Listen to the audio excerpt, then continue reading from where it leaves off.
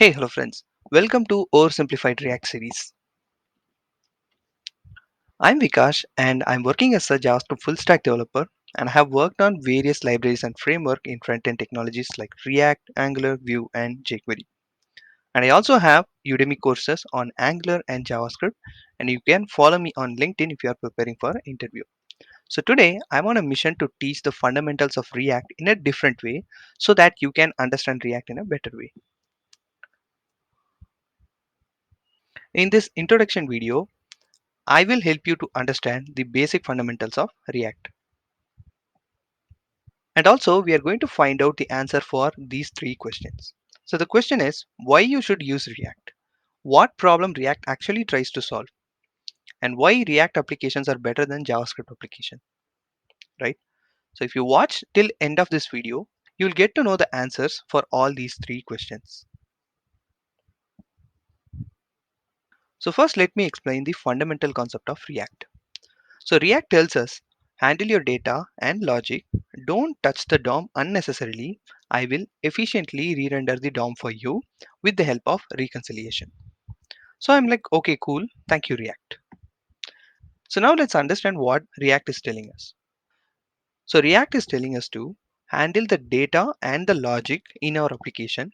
So we no need to manipulate the DOM and React will do it for us. Also, it does it efficiently with the help of reconciliation. So now let's understand what is reconciliation. Reconciliation is the process of comparing the states in our component and updating the DOM efficiently. For that, React actually provides some declarative APIs so that we no need to worry about what exactly changes on every update. If you are not clear with this, stick with me, I will explain you more. So let's understand what is declarative.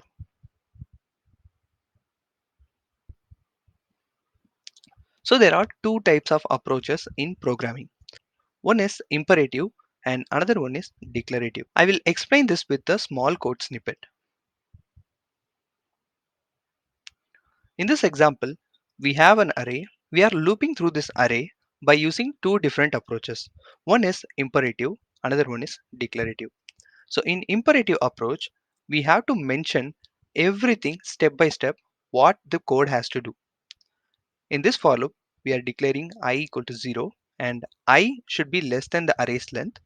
And also in every iteration, I should increase by 1, right? On the other hand, we have declarative approach. You can see we have array.forEach and just it is going to loop through the 0th element till the array's last element, right? Which is much more simpler to understand and write. So React provides us something similar to this declarative approach. Now let's see some example of imperative and declarative in a web application. Okay, so I'm going to create a counter application with the help of vanilla JavaScript. Here I have h1 tag and also it has a button with ID, app and button.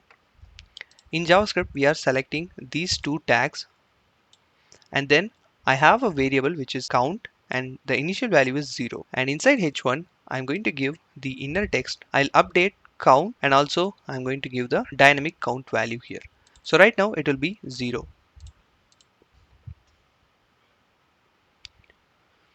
And on click of this button, we are incrementing this count and also we have to update the DOM, right?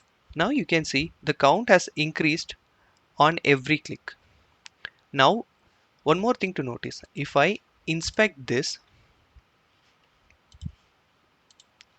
okay, so can you notice whenever this DOM is getting updated, you can see there is highlight that will be shown in the developer tools. Now I'm clicking on this button, okay, so here you can see the h1 tag is getting updated and also the text inside is getting updated, right? The entire DOM element is updated when we try to manipulate this DOM with the help of JavaScript. Now let's see the example of declarative approach. Here I have a simple React.js code snippet and I'm using useState, which is a declarative API provided by React. This helps us to manage the state inside our component.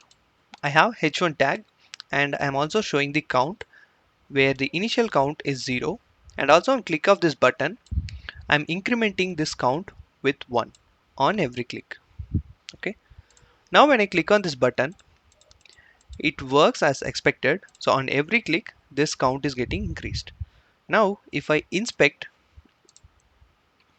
when I click on this button, you can see only the text is getting updated instead of the entire h1, right? So this is what React is actually doing for us. We no need to touch the DOM, and React will efficiently update the DOM for us. One more important thing to understand in React.js is JSX. JSX stands for JavaScript XML. Let's see what is JSX and why JSX got its name JSX. If you take any React component, for example, here we have app component and it is returning some HTML, right?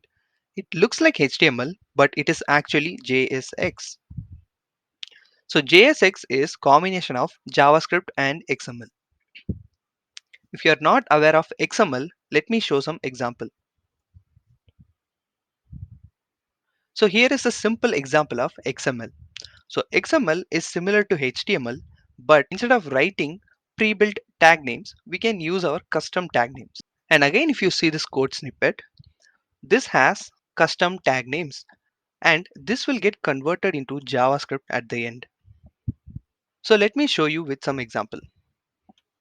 Now to understand how JSX gets converted into JavaScript, you can go to babel.js.io and you can go to this try it out section. And on left hand side, I have added some JSX code, and on the right hand side, it is converted into JavaScript. So you can see there is a div tag and it has some class. Okay, so in JSX we have to write class name instead of class because class is a reserved keyword, right? So we cannot use a reserved keyword, instead we have to use class name, and the class name is hello for this div, right? On the right hand side we can see it is converted into react.createElement. So React is a class which has some static method which is createElement, and it takes first argument which is the tag name. Here we have div and we are passing div here, and second argument is the attributes. In React, attributes are known as props. Right now we have only one attribute also known as props, which is class name, and that is added as object here. If we have multiple props, for example if I add id, now that will be added here. And then we have three children which is h2, h1 and header. So these are also converted into react.createElement. So after this props argument, we can add any number of arguments which are the children of this particular div. So now we can understand why JSX got its name JSX. The syntax looks like XML, and then it is converted into JavaScript.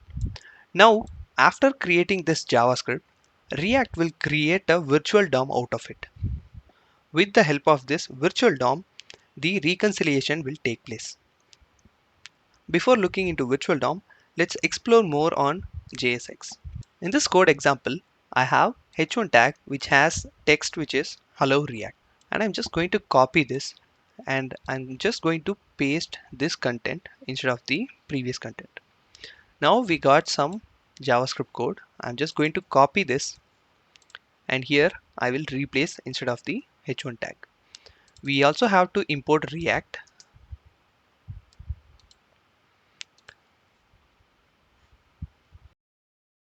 After importing React, now we can see the output which is hello React, right?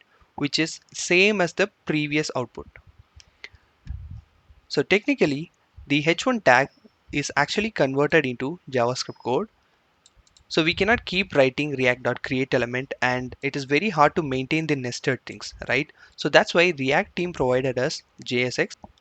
Because JSX looks like HTML, it is much more easier for developers to write the code. And now it's time to understand virtual DOM. Let's see how virtual DOM actually looks like. So I'll copy this code and I'll go here and just going to console whatever we have returned inside this function. So I'll open the inspect element and I'll go to the console section. And you can see here we have some object which has type h1 and props which has children hello React. Basically, virtual DOM is a representation of actual DOM with minimal properties in it. Because of this, comparing two virtual DOM becomes much more easier and it will be much more faster comparing to actual DOM. As you can see in the screen, we have virtual DOM. So this has all the information that a DOM requires. For example, you can see here we have type h1, which means the tag name is going to be h1, and it has some inner text which is hello. So you can see it under props, right?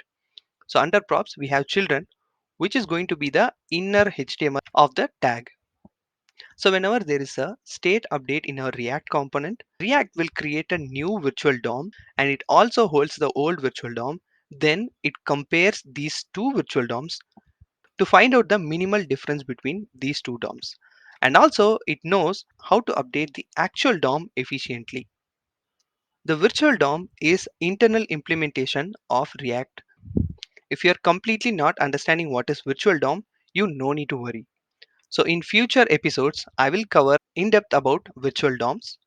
Right now, you just need to know what is virtual DOM and how it works internally. So how the comparison is so efficient. When we compare two trees, the complexity of comparison will become O of n cube. But React actually tries to solve that in O of n. So this is done by these two steps. If the two elements of different type will produce different trees. And also developer can provide something called key so that React will use that key for comparing two elements. To conclude this video, I'll answer all these three questions. And the answer for all these three questions are almost same. So why you should use React? What is the problem React actually trying to solve? And why React apps are better than vanilla JS apps? The answer is simple. React.js is a library which provides us the option of virtual DOM and also it manages behind the scenes. So we no need to worry about updating the DOM. React will take care of updating the DOM and that too much more efficiently. So when we are creating some application with vanilla JavaScript, we are directly interacting with the DOM, which is costlier operation. In the case of React, we are using virtual DOM, which is much more lighter and faster when we compare it with manipulating the actual DOM. In future videos, I'm going to explain about React hooks, which are the basic building blocks of a React application. If this video is helpful, give it a like and subscribe to this channel and share with your friends. And also you can follow me on LinkedIn.